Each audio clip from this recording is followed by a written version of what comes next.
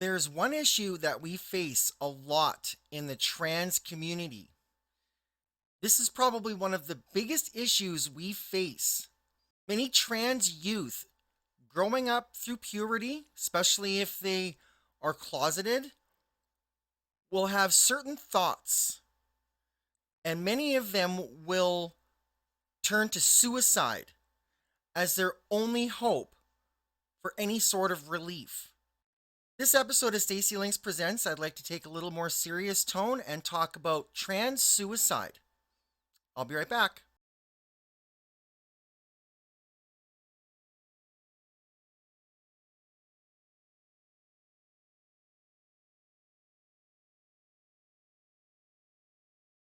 So welcome to my channel. I'm Stacy, and in this episode of Stacy Links Presents, I want to talk about a very serious topic, trans suicide. This is a little more somber an episode because this is probably one of the most serious issues that we face. Fun fact, more than half of all trans youth contemplate suicide at one time or another, at least once. These are staggering statistics, and there are many reasons why trans people will contemplate or even attempt suicide. But before I get started, what I'd like to get you to do, if you're new to this channel and you're a transgender person interested in fashion, makeup, and jewelry, make sure you go down below in this video and hit that subscribe button. And make sure you click the little bell beside to be notified 30 minutes before each of my vlog premieres and anytime I upload other content to my channel. I have many videos and playlists on my makeup routines, fashion ideas, and product reviews you'll love to see.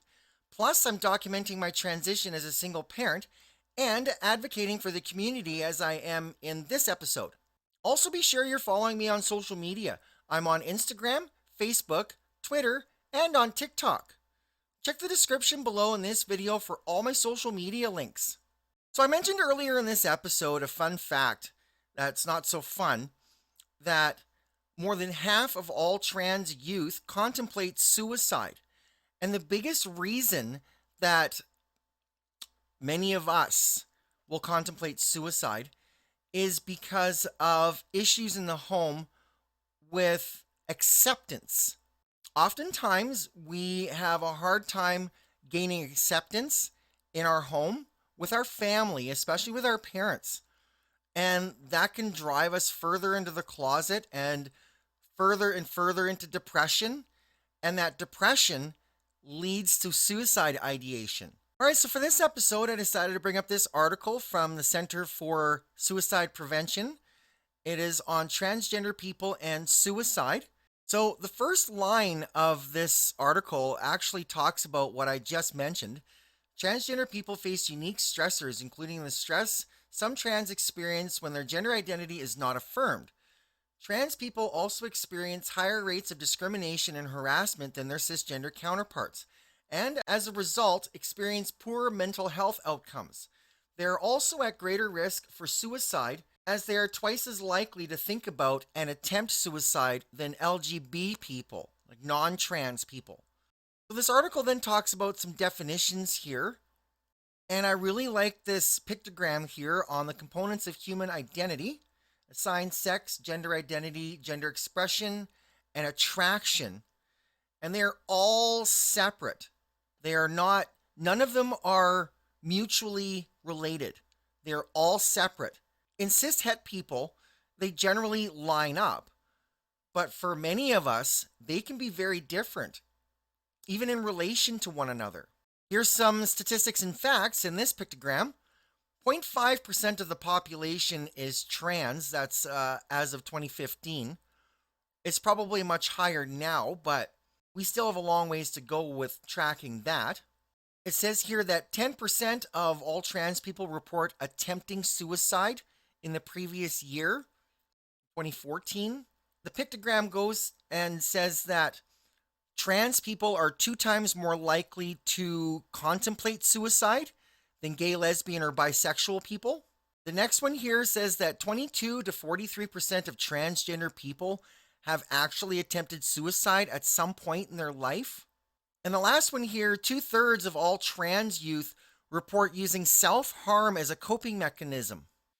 It goes on to explain a little bit more detail that transgender people are more likely to contemplate and attempt suicide than heterosexual or gay, lesbian, and bisexual people. Transgender people are a lot more discriminated against than gay and lesbian people because we're a lot more visible with being trans. The next part of this article talks about risk factors and talks about stuff like stress related to potential backlash of transitioning, stress related to risks of lengthy time period of medical transition, discrimination, forms of physical or verbal harassment, lack of support from parents, family, friends, institutional prejudice from other organizations, other mental illnesses, alcohol and drug use, stigma, isolation, and a cis-normative whatever. It says society here, but over the pandemic, we've seen a major uptick in trans suicides, and largely due to unsupportive cis-heteronormative households where these trans kids had to shack in because of the pandemic lockdowns. Access to lethal means, it means like something that could cause lethal damage. And homelessness, which a lot of trans people experience, unfortunately. The article talks about warning signs for those considering suicide. Homeless trans youth goes into detail, saying 30% of homeless youth identify as LGBTQ. The shelter systems aren't the most accommodating for LGBT individuals. The next section of this article talks about transitioning as both a protective and risk factor. So part of it is that we are able to experience the gender identity that we most closely relate to or identify as. However, the risks of being openly trans can be great as well, depending on where you live and the people you associate with. And also with regards to medical transition, there are risks to that as well. And there's always that consideration, the risks of going on HRT, the risks of surgery.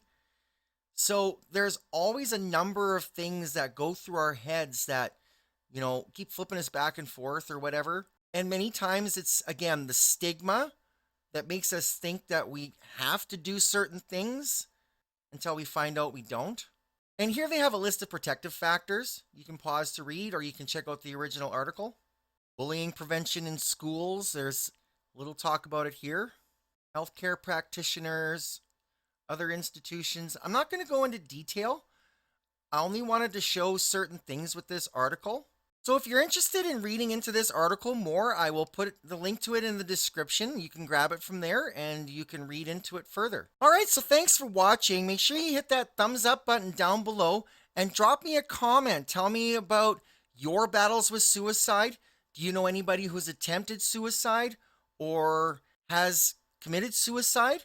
Make sure you drop a comment and tell us about your story. And come back for my next episode. I'll see you then. Bye.